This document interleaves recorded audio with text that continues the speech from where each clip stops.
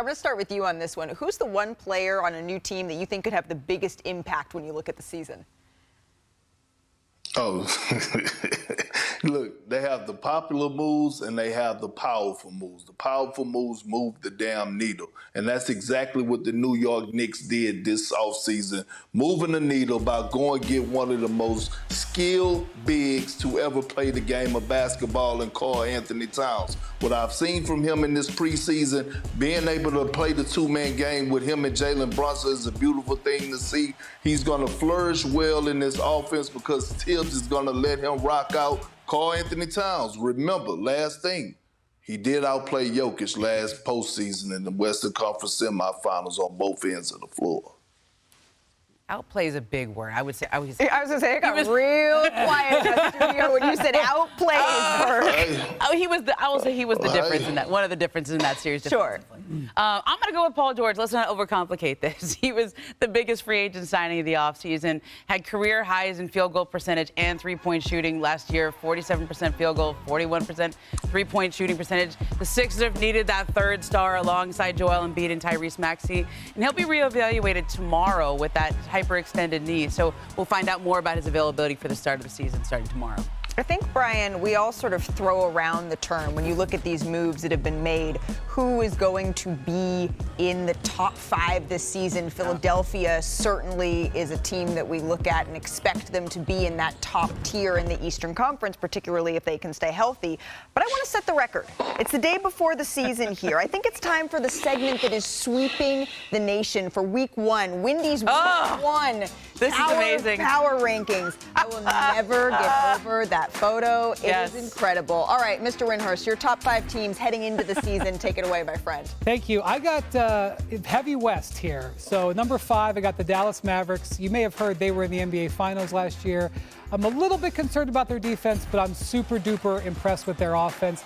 Look, Luka is the favorite to win MVP, and I understand why. After the way he played down the stretch last season and leading them to the finals, there's no reason why he shouldn't be in that position. And some of the other guys are going to miss some games. I think Luka's going to try to get it. Number 4, this team I believe is underrated. I would actually want to put them at number 3, but I got the Denver Nuggets at number 4. People are talking about what they don't have. Let's talk about what they do have. They have Nikola Jokic, who's only won MVP 3 of the last 4 seasons. They have Jamal Murray, who, when he's healthy, is awesome, and I'm going to bet on him being healthy. If he gets hurt, that'll be a shame. I'm going to bet on him being healthy. Michael Porter Jr. has looked very good in this preseason. Aaron Gordon is playing for a contract, and Julian Strawther has been a real revelation, one of the most impressive young players in the entire preseason. I would have them at number 3, but the team at number 3 beat them last year, and so the Minnesota Timberwolves are coming in there out of respect for the fact that they got him in the playoffs. I think that trade with Karl Towns has actually given them a stronger overall hand. I think you will see them be able to use their size a little bit more efficiently. I think Dante DiVincenzo is going to have a great season for them, and Ant Edwards is going to enter the MVP discussions right from the start. He's looking to score. He's probably going to have a great year. I like them at number 3. Number 2, Oklahoma City Thunder with a strong number 2 here. They have tremendous depth. They have tremendous star power. They have tremendous defense.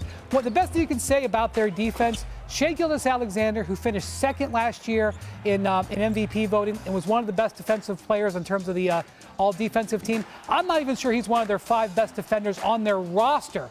That's how good they are after adding Alex Caruso. You want a bam for this last one here? No? Number 1. Here's an Eastern Conference team because this is really gonna surprise a lot of folks. It's going to be the Boston Celtics, who are holding the strongest hand of any champion we've seen over the last few years, and they look great in the preseason. Jaylen Brown has come back in tremendous form, looking to prove a point. Jason Tatum has refined his jump shot, looking to make a statement after what he did. Obviously, they're going to be without Kristaps Porzingis for the first part of the season, but they have terrific depth, and they're young guys who play coming off the bench. Peyton Pritchard and Sam Hauser looked awesome in the preseason, as if they needed more firepower on that team. All right, so this is it. This is locked in now officially. This is Wendy's Tower. Put my name on it. There it is. It literally is right across the top of everyone across America's screens. But Ramona, you know the rule on this show. It ain't your list. It is certainly not my list. This one actually isn't even Perks, but because Kendrick Perkins is the king of the lists on this show, do you have any notes for our friend Brian here, Perk? I do have a little beef for There's a Wendy, surprise. and I do want to make some hamburgers. I have no Flip the grill. problem with number 1. I have no problem with 2 or 5. But how do you put the Timberwolves and Nuggets at 3 and 4 and not have the New York Knicks somewhere on this list with the personnel and what they got, and with Jalen Brunson was the best player, in my opinion, in the Eastern Conference last season, and the way that he dominated, and OG Anunoby, the way that he's looked in their record with OG Anunoby in the lineup, and then you add Karl Anthony Towns and Mikal Bridges. I'm a little concerned about the Knicks. And maybe not when we get to the playoffs if everybody's healthy, because I think you're making a good point. Mikal Bridges has changed his jumper, and not in a good way, and he really struggled in the preseason. He was 2 of 19 on threes in the preseason. Josh Hart has struggled finding his role. He took 6 shots in 90 minutes in the preseason. So only scored 2 points.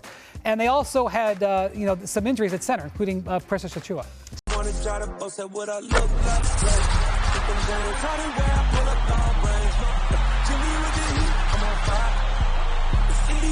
ESPN.